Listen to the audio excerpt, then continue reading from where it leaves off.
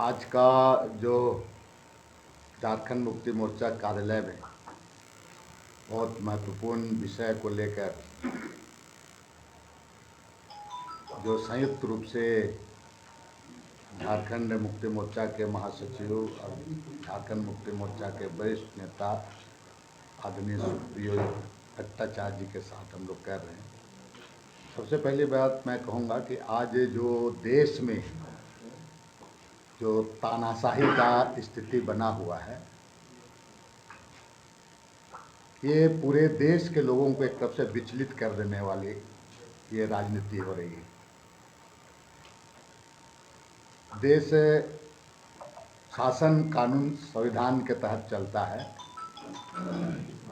लेकिन जिस तरह केंद्र की सरकार जो मोदी के नेतृत्व में चल रही है, बिल्कुल तानाशाही। और आपने देखा होगा कि कुछ दिन पहले हमारे इस राज्य के जो अब पूर्व हो गए माननीय हेमंत सोरेन जी के साथ जो घटना घटी, उनको त्याग पत्र देना पड़ा एक चुना हुआ जनप्रतिनिधि को मुख्यमंत्री पद से। और अगर सही कहा जाए तो उनका गिरफ्तारी का भी जो आधार बनाया गया है, वो आधार कहीं से उसका कोई पुख्ता सबूत नहीं है। और इसी तरह का सेम घटना अगर आप कहेंगे तो दिल्ली के मुख्यमंत्री माननीय केजरीवाल अरविंद केजरीवाल जी के साथ भी ये घटना घटी है। और एक चुनी हुई सरकार के साथ इसलिए भी कि हम उनके विचारधारा उनके अनुसार, अगर हेमंत सोरेन जी भी उनकी बात को आज सुना हुआ होता तो शायद ये बात नहीं होती, केजरीवाल भी सुना हुआ होता तो नहीं होता। लेकिन जिस तरह से अपने को बिल्कुल पाक साफ साबित करते हुए, मैं कह रहा हूँ भारतीय जनता पार्टी और विशेषकर मोदी का, कि उनके बीच में क्या हो रहा है नहीं हो रहा है किसी से छिपा हुआ नहीं है।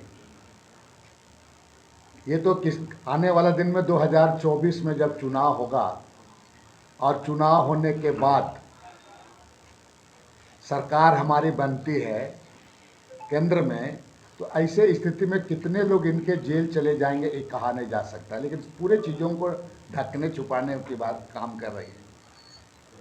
आज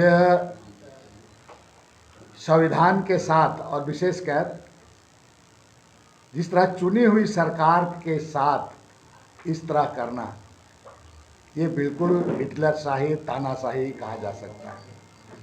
और राज्य के देश की जनता को आप समझने की ज़रूरत है।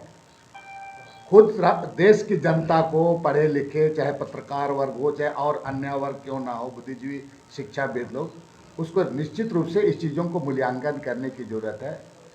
ऐसी सरकार से ये देश नहीं चलता है, ऐसे देश नहीं चलता है।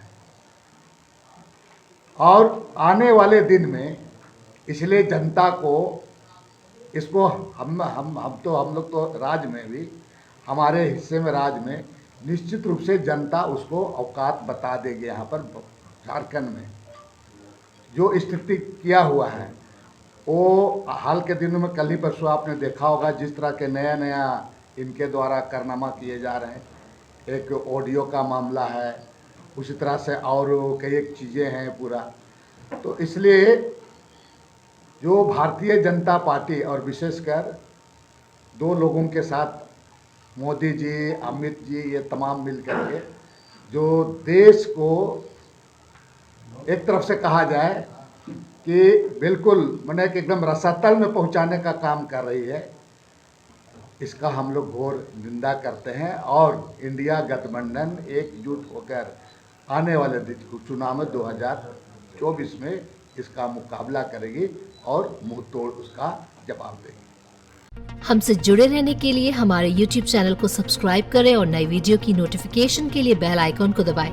अगर आप ये वीडियो Facebook पर देख रहे हैं तो लाइक जरूर करें और ज्यादा से ज्यादा शेयर करें। धन्यवाद।